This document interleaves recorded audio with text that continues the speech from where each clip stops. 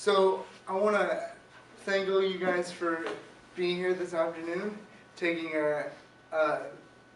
the time out of your day, out of your busy schedules, the week before finals week to come and hear a word from God. So I'm going to be preaching out of Colossians 1, 15 through 23.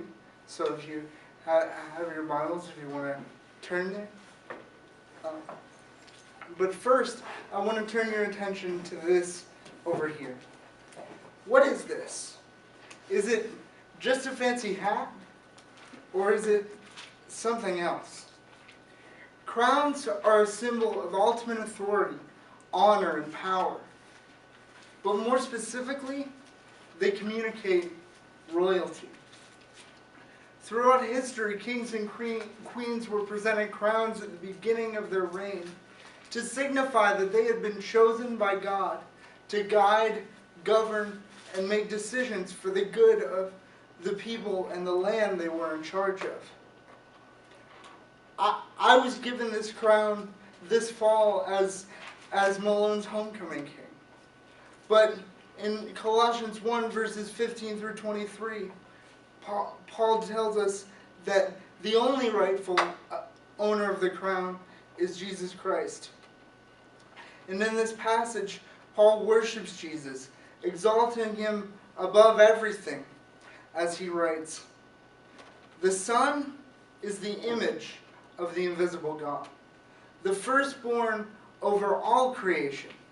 For in him all things were created, things in heaven and on earth, visible and invisible, whether thrones or powers or rulers or authorities, all things were created through him and for him, and in him all things hold together. He is the head of the body, the church. He is the beginning and the firstborn from among the dead, so that in everything he might have supremacy. For God was pleased to have all his fullness dwell in him, and through him to reconcile to himself all things, whether on heaven or things in earth, making peace through his blood shed on the cross. Once you were alienated from God and enemies in your minds because of your evil behavior. But now he has reconciled you by Christ's physical body through death to present you holy in his sight, without blemish and free from accusation. If you continue in your faith, established and firm, and do not move from the hope held out in the gospel. This is the gospel that you heard and that has been proclaimed to every creature under heaven, and of which I, Paul, have become a servant." So here, Paul is writing to the church in Colossae to address false teaching. In around the year 62 CE, Paul had heard that there were some in the church who had rejected the gospel and were trying to lead others away from the truth. These false teachers were really smart people in the church who thought the gospel was too simple and were embarrassed by Jesus' lowly earthly origin. They began preaching a gospel that checked all their boxes. It was purely spiritual and highly intellectual. They called themselves Gnostics, which comes from the Greek word for knowledge, because to them, it wasn't about having a relationship with God, but it was all about knowing all the right stuff. And because God was a spiritual being, they believed that the earth and everything physical was evil, and that the spiritual realm was the only thing that was good.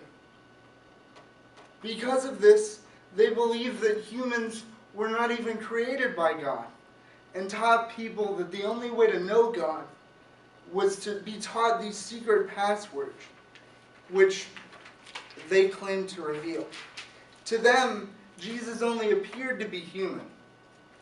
He did not have a physical body, but merely walked the earth as a ghost. Worst of all, though, They deceived people into believing that Jesus was not God's one and only Son, but that he was a lesser spiritual being, just one of the many revealers of this hidden knowledge. In response to these gut-wrenching false claims, Paul in verse 15 gives the crown back to Christ, declaring that he is in fact God's Son, and that he is both God's image and the firstborn over all creation. When we unpack the meaning of these words in the Greek, we discover that what Paul is saying here is pretty incredible. First, by saying that Jesus is the image of the invisible God, he means that Jesus is literally an icon of God. That is to say, when we look at Jesus, we are staring at the very face of God. He is the exact visible, physical manifestation of the invisible God. Now, I want you to imagine this.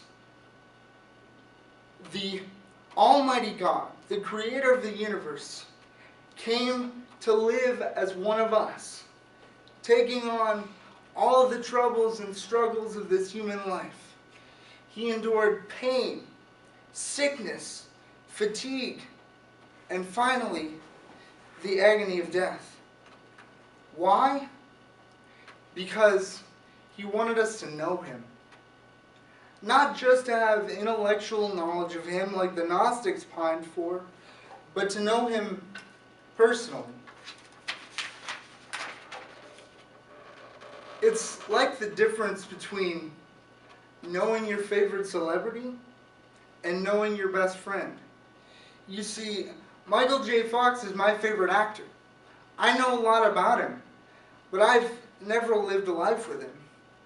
Luke, on the other hand, he's my best friend.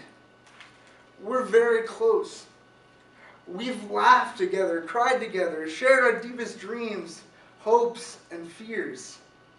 My friends, this is why Christ took off his crown, clothed himself in human flesh, and died on the cross, so that all people might know God in the way that Luke and I know each other. How beautiful is that? The one that created us died to have an intimate relationship with us. What does Paul mean then by saying that Jesus is the firstborn over all creation? He doesn't mean, as some say, that Christ is the first created being. Rather, this word refers to someone's rank in the family.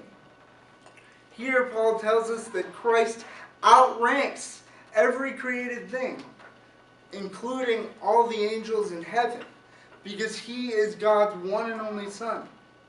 Culturally, this meant that everything that belonged to God belonged to Jesus also. Here, God is the one who gives Jesus his crown. As Paul declares, all things were created through Christ and for Christ. Now that's a big statement. It implies that everything on this planet exists to give honor, glory, and praise to Jesus Christ. In most kingdoms, if someone disobeyed the king's decrees, they were killed on the spot. The king would give the word, and Paul reminds the Colossians that this was their destiny, because they were enemies with God in their minds. They worshipped idols and did not acknowledge him as the one true God. They didn't know God, so how could they possibly know how God wanted them to live? Now, the Jews had the law, but even this failed to put them in right standing with God and free them from sin. Because God is holy, he cannot tolerate sin. He must separate himself from it. So without exception, sin has permanently separated everyone from God. All of us